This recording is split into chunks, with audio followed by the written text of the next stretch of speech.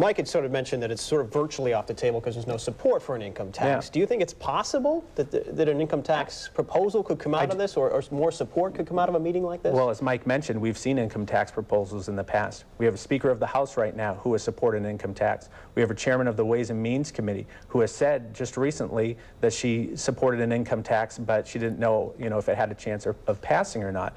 There's an old phrase, never let a crisis go to waste.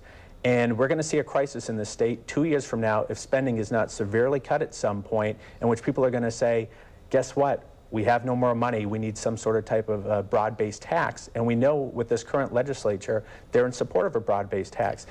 And even though Governor Lynch has said he won't support a sales and income tax, I would hate to think that the only thing standing between the New Hampshire taxpayer and an income tax is Governor Lynch's word, because we've seen he's got a penchant for saying one thing but doing another. And when the legislature takes him close to the edge of the cliff, he generally goes off with them. Could it be the desperate times we'll call for? That's not true. Kevin knows that we're not going to have a sales or an income tax. There is not a support in the House or the Senate, Democrats, Republicans, to pass a sales or an income tax. So it's not just Governor Lynch. I mean, that's just playing politics, I believe. At the end of the day, there are bills that come out that are sales and income tax. They've been voted down for a long time. 99% of the taxes that we have in the state, I'd just like to remind everyone, were implemented by Republicans and Republican legislators. I mean, over the past few years, since 2006, when Democrats have taken control of the House and the Senate, we have seen a real effort to make government more transparent. I mean, for years, what Republicans would do is they'd say that they didn't increase spending at all, and then after the budget passed, they'd go to the fiscal committee and then ask for more money. If you looked at those real hard numbers, you'd see that spending increased exponentially. And I'd just like to point out, another harsh critic has been John H. Sununu. But on this program, he admitted to increasing, on average, his budgets by 22%. And do you know how he defended that? He said, we have the money. Do you know why he had the money? Because he increased taxes, like the real estate transfer tax, and he left our budgets in deficit. If you look at the last 30 years, and I have something for Kevin that I'd like him to take a look at. Oh. This I got from the legislature yesterday. Over the past 30 years, budgets have increased under Republicans by double digits. Under John Lynch, an average of 4%, which is about the rate of inflation. If we're going to talk about real fiscal responsibility here, that's been Governor John Lynch and Democrats in the House and Senate. The proof is in the numbers. I just want to kind of steer it back, if I could, to this meeting. And this was sort of a rough draft that Representative Olney had sent me. And it says in it, and I quote part of it here, neither party has been able to avoid raising tax rates and fees except in the best of years. And over the decades, we have jerry-built the revenue system. We need to understand better what we have built and whether it can or should be tweaked, turned inside out, or left alone. Mm-hmm. What kind of proposals do you think could come out of a meeting like this with all these people getting together, sort of a think tank? Well, I think that you could see various different proposals. I mean, Charlie Arlinghouse had a great piece in the Union Leader the other day that said we need to take a look at this. An information session is good.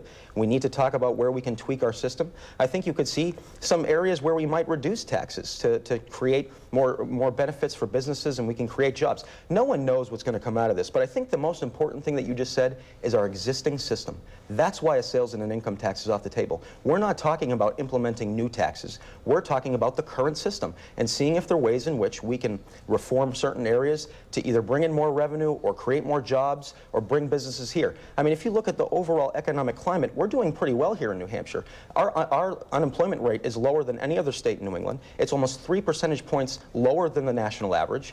Businesses are not leaving this state. I think, yes, are we hurt by the terrible national economy that was brought to us by 8 years of George W. Bush? I hate to invoke it, but it's the truth, yes. But we're weathering the storm because of leadership from John Lynch and Democrats in the House and the Senate. Sean, partisan talk aside, and I'm happy to hear that Mike's saying that we're going to work within the existing structure, but again, the emphasis also needs to be on spending.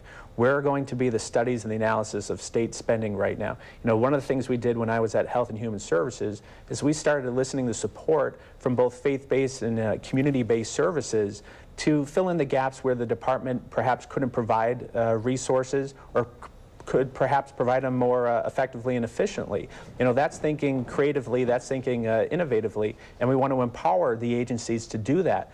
The number one hindrance to changing, to having a paradigm shift in the way the state does business is by funding the status quo over and over. That's business as usual, and we have to stop doing that on the state level. Can I just quickly respond to that? I think, you know, we hear all the time, you know, we need to cut spending, we need to be more efficient.